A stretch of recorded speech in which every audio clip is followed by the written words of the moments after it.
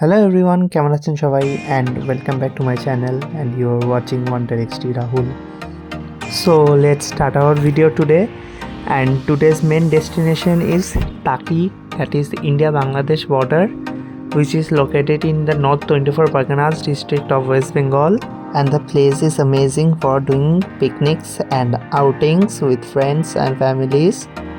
So তাহলে শুরু করা যাক।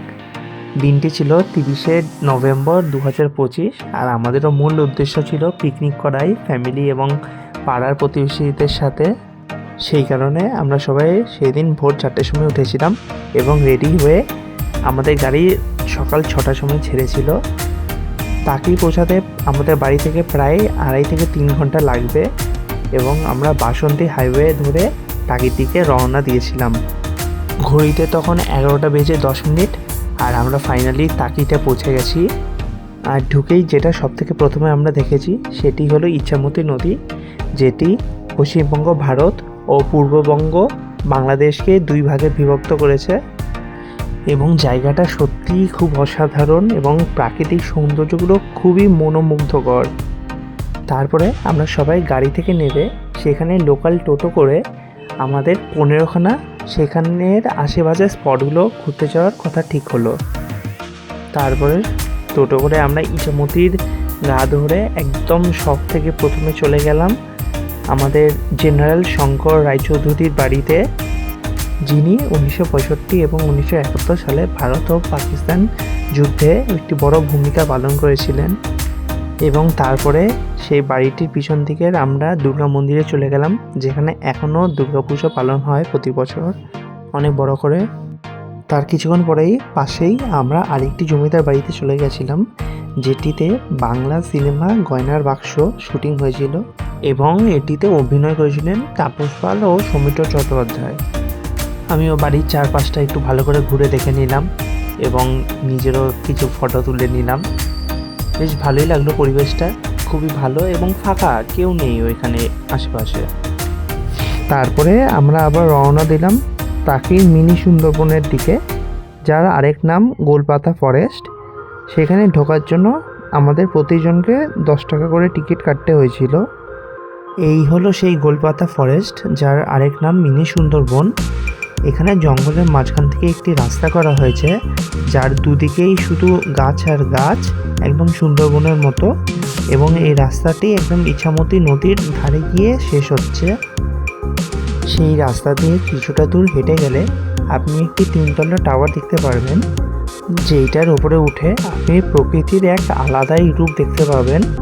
চারিদিকে শুধু সবুজ গাছ আর গাছ এবং বিভিন্ন রকম পাখির কলরব শুনতে পারবেন, যা আপনার মনকে খুব ভালো করে দেবে। তারপর সেখান থেকে নেমে আমরা আবার সেই ইছামতির তীরে একদম শেষে চলে যাচ্ছি। সেখান থেকে আমরা পূর্ববঙ্গের দৃশ্য উপভোগ করব বাইনোকুলারের মাধ্যমে। নদীর ওই পারে কেমন বাউন্ডারি করা আছে এবং পিছনে অনেক ছোট ছোট বাড়িও দেখা যাচ্ছে। কিছুটা দূরে কয়েকটা নৌকা দেখা যাচ্ছে, যার মধ্যে জেলেরা মাছ ধরছে, আপনারাও দেখতে পারবেন ভিডিওতে। একটা জিনিস দুই পারে একই দেখলাম, ওই পারেও অনেক কটাই ইট ভাটা আছে, এই পারেও অনেক ইট ভাটা আছে, যদিও মানুষগুলোও তো দুই পারের একই ছিল এক সময়। তারপরে সেখান থেকে আমরা নেমে এসে নৌকা ঘাটে আসলাম এবং সেখান থেকে আমরা নৌকা ভাড়া করে ইছামতির ওপরে দুপারের দৃশ্য উপভোগ করার জন্য নৌকা রাইড করতে শুরু করলাম। তারপরে আমরা নৌকা নিয়ে একদম ইছামতির গা ঘেঁষে এগিয়ে যাচ্ছিলাম। তার সাথে সাথে প্রচুর ঠান্ডা হাওয়া দিচ্ছিল এবং নদীর বিভিন্ন পাড়ে বিভিন্ন রকম দৃশ্য আমরা উপভোগ করছিলাম।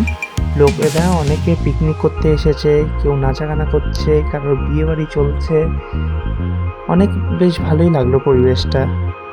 তারপরে আমরা নদীর ওই পারের দৃশ্যগুলো খুব ভালোভাবে উপভোগ করছিলাম। ওই পারের জায়গাটির নাম হলো দেবহাটা, যেটি সাতক্ষীরা ডিস্ট্রিক্টের একটি উপজেলা।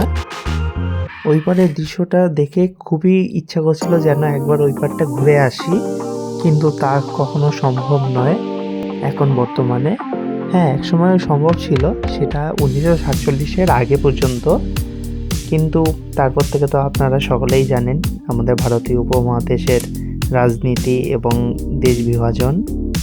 যদিও ওইবার আমি একবার ঘুরে এসেছি 2023 সালে, কিন্তু তবু আমরা যারা বোটে ছিলাম আমাদের সবার মনে হচ্ছিল যদি ওইবারে একবার দেখে আসতে পারতাম সেখানে পরিবেশ এবং মানুষজন কেমনভাবে আছে, কেমনভাবে জীবনযাপন করে, তাহলে কতই ভালো হতো।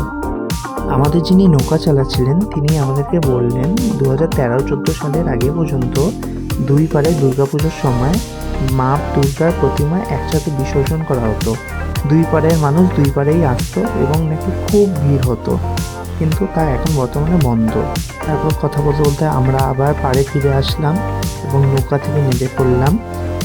তারপরে আবার আমরা চলে আসলাম টাকি ঘোষবাবুর জমিদারি বাড়ির সামনে, এবং এখানে এখনও প্রতি বছর দুর্গাপুজো খুব বড় করে পালন হয় এবং এইসব জায়গাগুলোতে নাকি পশ্চিমবঙ্গে প্রথম দুর্গাপুজোর পালন হওয়া শুরু হয়েছিল। তারপরে আবার আমরা চলে আসলাম ত্রিশক্তি কালী মন্দিরে, যেখানে মা কালীর 3টে রূপের মূর্তি বসানো আছে এবং প্রতিদিনই পুজো করা হয়।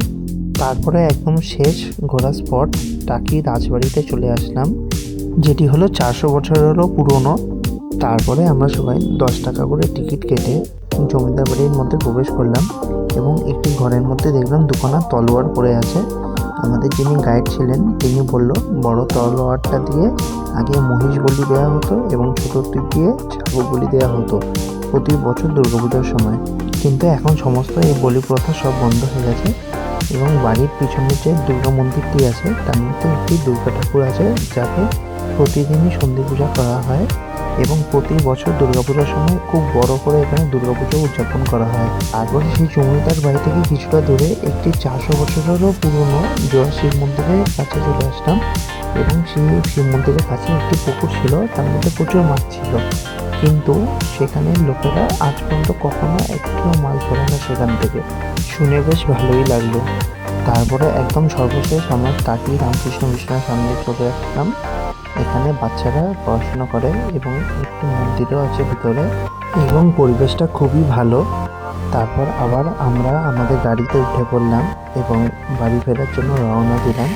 সর্বশেষে আমাদের টাকির অভিজ্ঞতাটা খুবই ভালো লেগেছে এবং খুবই মজা করেছি আমরা মাঝে একটি হোটেলে খেতেও গেছিলাম, সেটি ভিডিও করা হয়নি, কিন্তু আমরা খুবই মজা করেছি।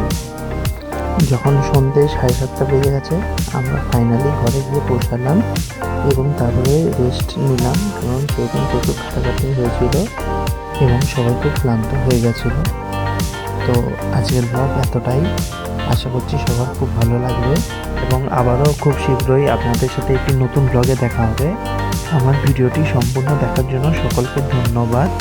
সবাই খুব ভালো থাকবেন। Bye bye.